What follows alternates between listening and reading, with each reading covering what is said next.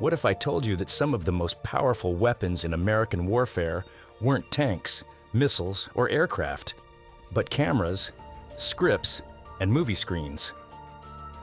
Hollywood isn't just a dream factory, it has been a war machine, shaping public opinion, rallying troops, and even influencing global politics.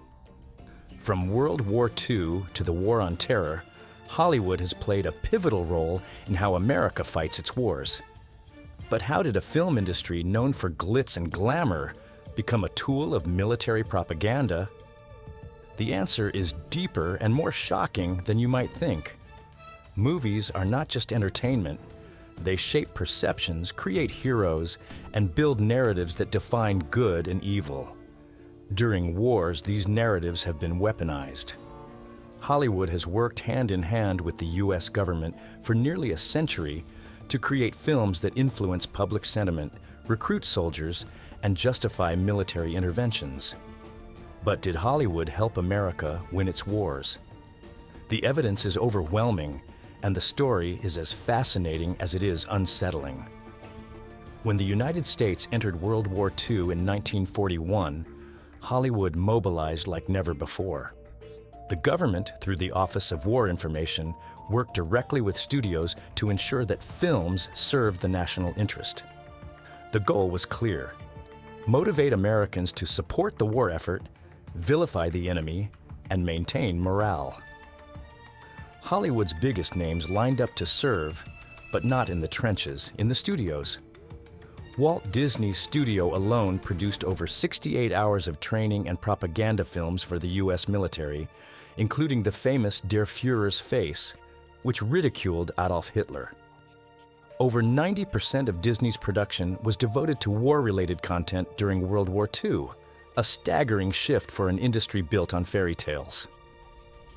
The famous director Frank Capra, already an Oscar-winning filmmaker, produced the Why We Fight series, a 7-film project funded by the U.S. government to justify American involvement in the war. The series was so effective that it was later used in Soviet propaganda as well. Even mainstream box office hits like Casablanca subtly reinforced pro-war sentiment, despite being marketed as romance. The film grossed millions, proving that propaganda could be not only effective, but profitable. By the end of the war, Hollywood had established itself as a powerful ally to the military, but this was just the beginning. As tensions with the Soviet Union escalated, Hollywood took on a new role, selling the fear of communism to Americans. The Red Scare took center stage, and the House Un-American Activities Committee targeted Hollywood figures suspected of communist sympathies. Studios, fearful of government backlash, began producing films that demonized communism. The Red Menace and Invasion of the Body Snatchers played into Cold War paranoia, portraying an America under siege by foreign ideologies. At the same time, the Pentagon started formal collaborations with Hollywood, providing filmmakers with military equipment and expertise in exchange for script approval. This was the birth of what some call the military entertainment complex. Movies like Strategic Air Command and The Green Berets were not just patriotic. They were partially funded or influenced by the Department of Defense. Meanwhile, pro-military cartoons and TV series reinforced the same messaging to younger audiences, ensuring that patriotic ideals were embedded from an early age. But Hollywood's war propaganda faced its biggest challenge during the Vietnam War. This was the first war where Hollywood lost control of the narrative. As public opposition grew, films reflected the chaos and moral ambiguity of war. Instead of the heroic American soldier, Vietnam-era films like Apocalypse Now and Platoon painted a grim picture of American intervention, showcasing the psychological and moral toll on soldiers. The war had become unpopular, and for the first time, Hollywood became a critic rather than a cheerleader. Yet the government was not ready to give up its influence. Documents later revealed that the Nixon administration attempted to pressure Hollywood studios to create pro-war content, but the anti-war sentiment had become too strong to contain. By the 1980s, the military found new ways to work with Hollywood. The Pentagon set up the Film Liaison Office, which still exists today. If a filmmaker wants access to real military equipment, locations, or personnel, they must submit their script for government approval. One of the biggest success stories of this collaboration was Top Gun. The Navy worked closely with producers, providing jets, training, and even rewriting parts of the script. The result?